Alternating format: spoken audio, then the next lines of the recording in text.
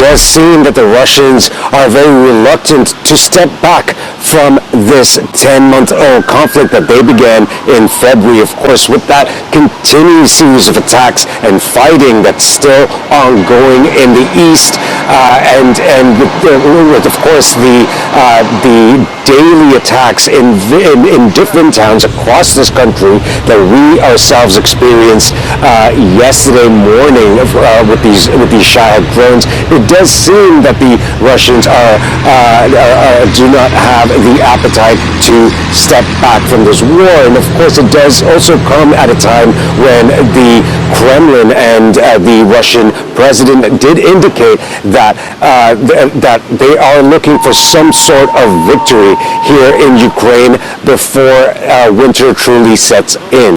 And it does seem that the Russians, noting that over the past month, neither side, not the Russians nor the Ukrainians, have made any significant territorial gains in that eastern part of the country. But that doesn't mean that fighting has subsided at all. Of course, the fighting continues in Kherson, in Donetsk, in Luhansk, and in Zaporizhia. We have heard Ukrainian authorities say that these four regions, which, mind you, were apparently annexed by Russia in the past months, continue to receive airstrikes over the past 24 hours. But so, as I said, it does mean that the fighting hasn't subsided, but it does seem that a lot of the fighting is now taking place over the skies with rockets and missiles being lobbed at each other, and perhaps the weather conditions, as you see behind me, that this country is experiencing has a role to play in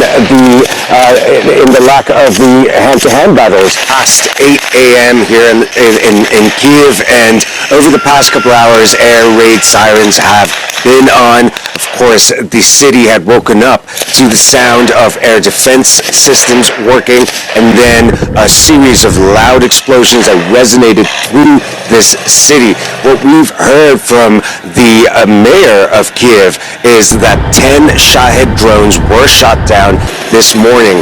One of them hit the city center, not too far from where we are standing at the moment. Of course, the mayor and other authorities over here do tell the residents to continue staying in the shelters. The air raid alarm has not been turned off, and meanwhile, the governor of the neighboring district or the neighboring province of Kyiv has said that he does expect a second wave of attacks. Now, of course, this is relevant because it comes on the day where all indications seem to show that the United States may finally provide Ukraine with the Patriot defense missile systems that they've been asking so far. And of course, after several warnings over the past weeks from the Kyiv authorities that there may be another series of attacks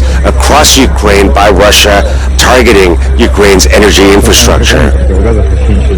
And it does seem that the Ukrainians are hell-bent on a counteroffensive in that eastern region. Of course, the fighting over there is not new. It has been going on for several weeks now in some towns, several months.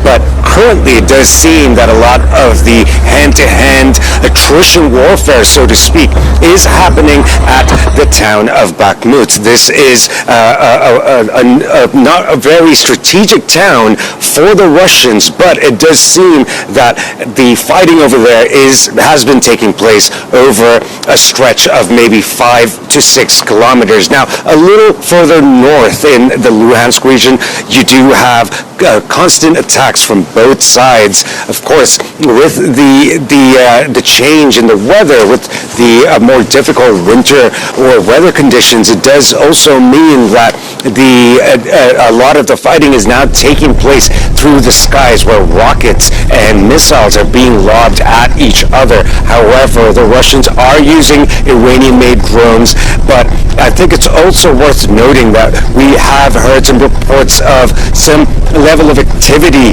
taking place at the Belarusian border, where the Belarusian president has asked his troops over there, as well as the buildup of troops in that area, to be battle ready. It is suggestive of a long-standing fear among many analysts, and of course many here in Kyiv, of perhaps a new operation from that northern border into Ukraine. It was an unpleasant start of the day for a lot of Kyiv's residents, and to many of whom this is a reminiscent attack to those that occurred in the city 2 months ago. That is also when the Russian side started using these Iranian-made Shahed drones. But of course, the attacks today did not leave too much of damage as it did the last time around. Some municipality buildings were damaged, but there have been no casualties recorded in this attack. And it just reminds a lot of the residents here that Kyiv remains in the crosshairs for Russia 10 months into this war.